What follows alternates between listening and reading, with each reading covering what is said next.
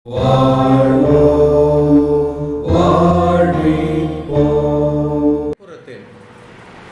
இந்த உள்புறத்தில் இருக்கக்கூடிய கண்ணினுடைய ஆற்றல் எதை பொறுத்ததுன்னா உங்களுடைய கர்மாவை பொறுத்தது,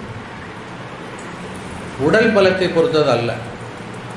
இந்த கண் உடல் பலத்தை பொறுத்தது. நன்றாக ஞாபகம் வைத்துக் கொள்ளுங்கள். இந்த 3 கண்ணுக்கும் இருக்கக்கூடிய வித்தியாசம் என்னன்னா, வெளிப்புறமான கண் உடலை சார்ந்தது.